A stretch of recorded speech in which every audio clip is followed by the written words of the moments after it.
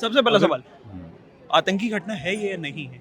देखिए, इसको आप पूरी तरीके से 100% श्योरिटी के साथ नहीं कह सकते, लेकिन जिस तरीके से ये घटना को अंजाम दिया गया है, मॉड्यूल इस बार चेंज है। इसमें आप कोई दूसरा एक्सप्लोजन लाइक जैसे आरडीएक्स है या उस तरीके की चीज़ें नहीं। वो मैं इस वजह से कह रहा हूँ, जो हम लोगों ने इतने साल से कई सारे कोई पहली बार ऐसा ब्लास्ट कवर नहीं किया है। 20 साल से तकरीबन सैकड़ों ऐसी जगह पे हैं जहाँ पे ब्लास्ट हुए, छोटे-बड़े, वो गए हैं, कवर किया है।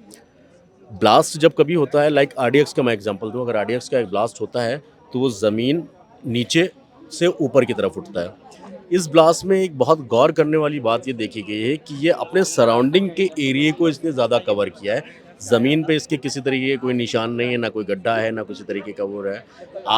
अगल-बगल जितना भी था, उसकी जो सराउंडिंग में जितनी चीज़ें थी, चाहे वो गाड़ियाँ हों, चाहे वो बिल्डिंग्स हों, चाहे मैं एक चीज़ आपको दिखाऊँ अंश, जहाँ ये ब्लास्ट हुआ है, ये पर्दे आप देख रहे होंगे, ये पर्दे, ये हाँ। इस जगह पे ब्लास्ट हुआ। उसके सामने जहाँ गाड़ियाँ खड़ी हैं, वहाँ तक जितनी गाड़ियाँ थीं और जो थे, सबके शीशे ब्लास्ट हो गए। सामने मार्केट है और दूसरा सबसे अहम चीज़, ये दिगंबर जैन मंदिर है, ये लाल तो वही मंदिर। मंदिर है जहाँ से अभी हमने शुरुआत करी थी, बताया था मैं आपने। आपको इसकी भी हिस्ट्री बता देता हूँ। अभी हुआ क्या है, सुबह में जब रात में तो इतना अफरा-तफरी का माहौल था, सुबह यहाँ पर मांस के टुकड़े बरामद हुए हैं।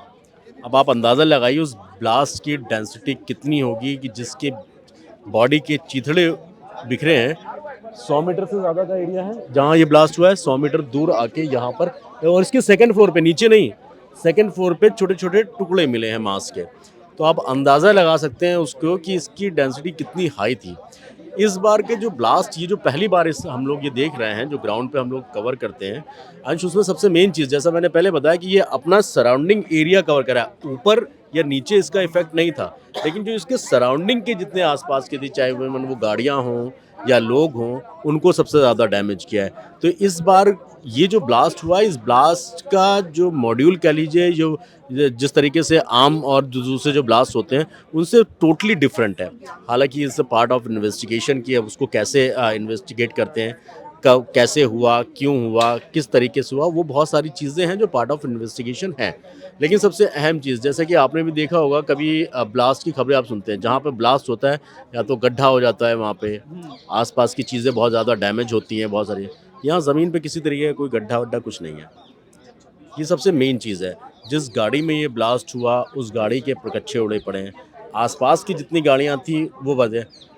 ब्लास्ट में जब चीज़ें चितर-बितर होती हैं, आग लगती ज़रूर है, लेकिन जिस कैपेसिटी की फायर था, वो फायर अपने आप में ये बताने के लिए काफ़ी है कि कोई एक्सप्लोज़न इस तरीके का या कोई केमिकल उस तरीके का रहा हो।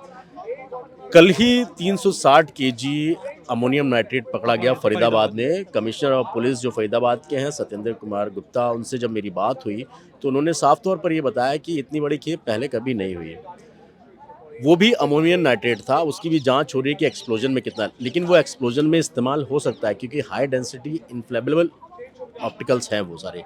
तो क्या ये माना जाए कि इस बार, क्योंकि आरडीएक्स होता है, जो दूसरी अगर इस तरीके की चीज़ें होती हैं तो बहुत जल्दी डिटेक्ट हो सकती हैं। एक आम पुलिस वाले को ये ट्रेनिंग दी जाती है कि अगर आरडीएक्स है, बम है, गोला बारूद है, कुछ इस तरीके के एक्सप्लोजन है, तो उसको कैसे पहचानना है आपको। वो चीज़ें उन्हें ऐसा नहीं था, व्हाइट पाउडर की शक्ल में होता है और उसको पहचानना थोड़ा-सा मुश्किल है। जब तक वो लैब टेस्ट नहीं करेंगे तब तक आप उसको कन्फर्म कर ही सकते कि ये है क्या बेसिकली। तो इस बार जो दिल्ली में लाल किले के सामने ये जो ब्लास्ट हुआ, ये अपने आप में टोटली डिफरेंट है। मैं जहाँ तक मेरी समझ जो कहती है। बाकी जो इन्वेस्टिगेशन का पार्ट है, हर एंगल से है, क्योंकि एनआईए को जाँच सौंप दी गई है। जितने भी जो एरिया है पूरा कॉर्डन ऑफ किया गया है, तकरीबन 1 किलोमीटर का सराउंडिंग का एरिया जो है वो पूरा कॉर्डन ऑफ कर दिया है, किसी को जाने की इजाज़त नहीं है और नहीं होनी भी नहीं चाहिए। कल भी कई सारे ऐसे जो मीडिया जर्नलिस्ट थे, वो लोग बिल्कुल मेन जगह पे पहुँचे थे। एथिकली अगर मैं देखूँ तो मैं उसको सही नहीं मानता, क्योंकि वो एक एविडेंस के तौर पे है। एनआईए के कुछ लोगों से मेरी बात हुई तो उनका कहना था, उन्होंने, आप ये रोड देख सकते हैं, ये रोड जो है, एनआईए पहले बैरिकेड यहाँ पर लगा हुआ था अभी सुबह तक, अभी 1 घंटा पहले बैरिकेड को हटाकर आगे किया गया है। यानी उनको ये अंदाज़ा लग रहा है कि जिस डेंसिटी का वो ब्लास्ट था, कुछ पार्टिकल्स, कुछ ऐसे क्लूज हैं जो वहाँ आए। ये पूरा रोड, और जिस रोड पे इस वक्त हम खड़े हैं, उस रोड को पूरा एक-एक पार्टिकल, कोई भी उनको ऑब्जेक्ट मिला, कोई भी पार्टिकल उनको मेटल का मिला, वो सब उन्होंने कलेक्ट किया है। 1 दर्जन से ज़्यादा एनआईए के ऑफिसर्स थे। उन्होंने छोटे से छोटे मेटल पार्टिकल्स को और किसी भी चीज़ पे जिन पे भी उनको डाउट हो, कूड़ेदान को उन्होंने खंगाला, हर चीज़ को, डस्टबिन को उन्होंने पूरा चेक किया। उन्होंने प्रॉपर एनआईए के पास इन्वेस्टिगेशन करने के लिए जब पूरे तरीके से उनको सौंपा गया, तो सबसे अहम चीज़ है कि गृह मंत्रालय को ये होता है कि is a national security matter, और नेशनल सिक्योरिटी के लिए एनआईए परफेक्ट है, और एनआईए कई ऐसे मैटर्स को सॉल्व कर चुकी है, बहुत से पे काम कर चुकी है, तो उनको पता है कि उनको किस लाइन पे कैसे वो करना है। अब दूसरी चीज़, सबसे अहम चीज़ ये है अंश, कि जिस तरीके से हरियाणा और जम्मू कश्मीर का कनेक्शन है, टोटली मतलब आप ये लगाइए कि सिर्फ कश्मीर के लोगों को, और उसी तरीके से हुआ था 4 लोगों को अभी तक अरेस्ट किया जा चुका है। 1 दर्जन से ज़्यादा यूपी, हरियाणा और दिल्ली समेत कई जगह से जो है डिटेन किया गया। गाड़ी की अगर मैं बात करूँ, जैसा आपने देखा होगा i20 गाड़ी है, पुराना ओल्ड मॉडल है, ऑलरेडी 13-14 साल हो चुके हैं, एक्सपायर होने की कगार पे है।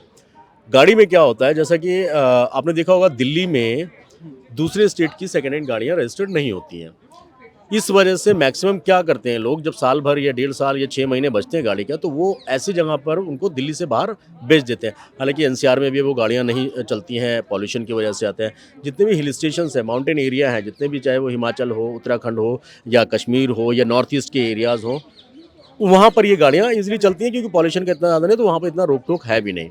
इस वजह से गाड़ियाँ ज़्यादातर इधर आती हैं। अब वो गाड़ी की बात करें, जिस गाड़ी में अभी एक सीसीटीवी आया कि एक पेट्रोल पंप पे 29 अक्टूबर का वो वीडियो है, पेट्रोल पंप पर वो गाड़ी जो है आए पीओसी करवाने, पॉल्यूशन चेक कराया उसने।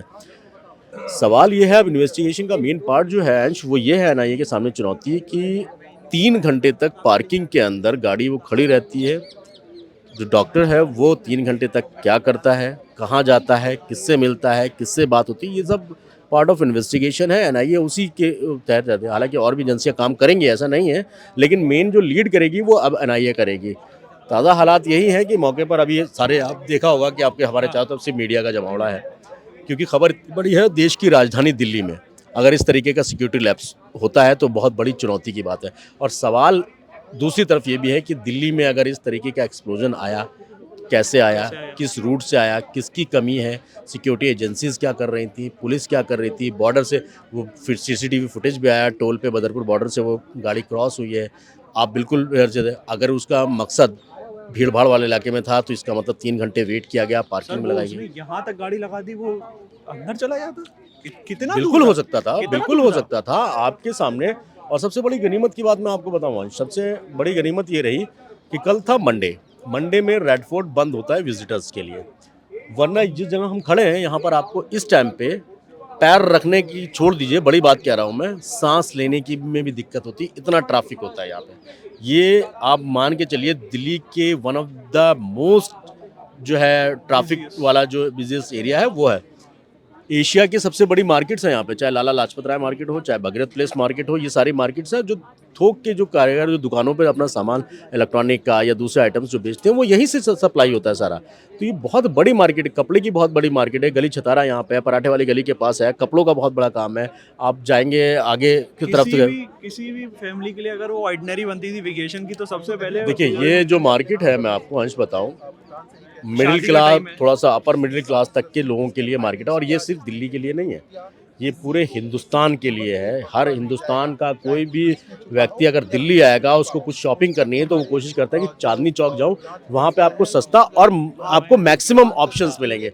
तो इस लिहाज से भी बहुत ज़्यादा बिजनेस एरिया है। और ये सारी चीज़ें, बहरहाल अभी इतनी बड़ी चीज़ हुई है, दिल्ली का बिल्कुल सेंटर एक तरीके से उसको मानिए, और सेंटर में इतनी बड़ी वारदात होना अपने आप में कई सवाल खड़े हैं, चाहे वो सुरक्षा एजेंसी की बात हो, दिल्ली पुलिस की बात हो, क्योंकि हर बॉर्डर पर आपको कहीं ना कहीं सिक्योरिटी के लिहाज से बॉर्डर पर चेकिंग, पैरामिलिट्री फोर्स हो या फिर लोकल थाने की पुलिस हो, बॉर्डर की पुलिस हो, वो सब लगी रहती हैं।